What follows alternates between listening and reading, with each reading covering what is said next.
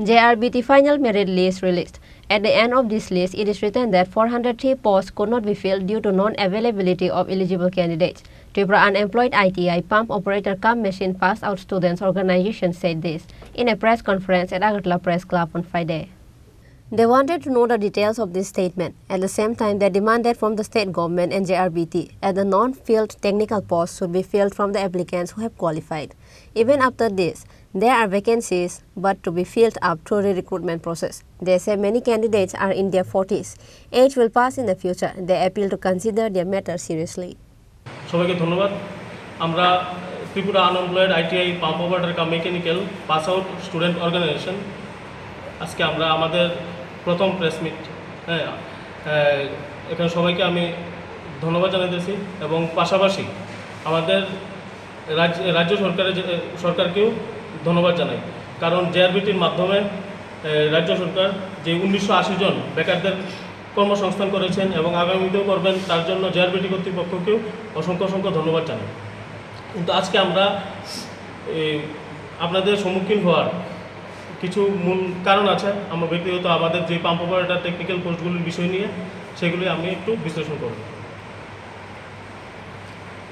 আমরা ITI pump operator cum mechanical pass out কর্মপ্রার্থীদের পক্ষ থেকে এখানে মিলিত হয়েছি, কারণ জেআরবিটি দ্বারা ফাইনাল মেরিট লিস্ট এর শেষের দিকে একটা কথা লেখা আছে যে due to non availability of suitable এবং eligible candidate, no one could be recommended against the remaining 430 no's এই 430টা পোস্টের এই যে কথাটা যে নন অ্যাভেলেবিলিটি সুইটেবল, যে সুইটেবল প্রার্থী ওনারা পাইছেন না, সেই বিষয় নিয়ে সেটা আজকে একটু আলোচনা।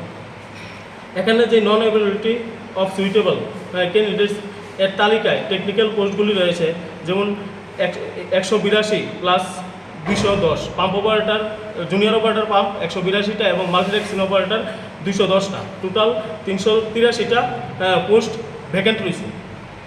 সেই হিসাবে সুইটেবল প্রার্থী জেআরবিটি কর্তৃপক্ষ পাইছেন না।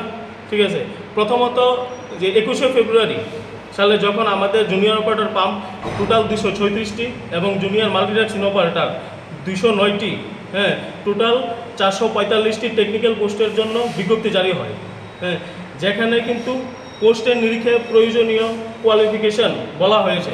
পোস্টের নিরিখে যার আলাদা আলাদা কোয়ালিফিকেশন বলা হয়েছে, যেমন এলডিসি মাধ্যমিক সমতুল্য পাস, ও কম্পিউটার টাইপিং এর নলেজ থাকতে লাগবে। তদ্রূপ আমাদের যে টেকনিক্যাল পোস্টগুলো আছে সেই ক্ষেত্রে মাধ্যমিক সমতুল্য পাস এবং এনসিটি ন্যাশনাল এবং এনসিবিটি ন্যাশনাল টেস্ট সার্টিফিকেট এবং ন্যাশনাল ভোকেশনাল ট্রেনিং সার্টিফিকেট থাকতে লাগবে। কিন্তু অনলাইন যেসব আমরা ফর্ম ফিল আপ করি সেই ক্ষেত্রে কিন্তু ওই রকম কোনো অপশনই ছিল না যে টেকনিক্যাল পোস্টগুলো আমরা করতে পারবো। ফর্ম ফিল আপের সময় আমরা ওই রকম কিছু আলাদা কোনো সিলেকশন পাইনি যে আমরা আমাদের ফর্মটা পূরণ করতে পারবো।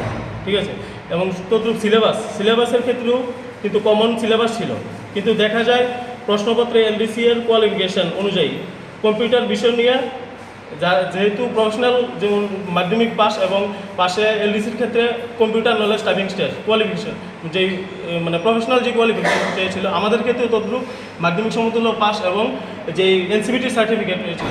কিন্তু দেখা গিয়েছে পরীক্ষার প্রশ্নপত্রের মধ্যে এলডিসিদের জন্য কম্পিউটার রিলেটেড 15 নম্বর প্রশ্ন এসেছে, কিন্তু আমরা সেই জায়গা থেকে আমরা টেকনিক্যাল অপারেটররা বঞ্চিত হয়েছিলাম সেই প্রশ্নপত্র।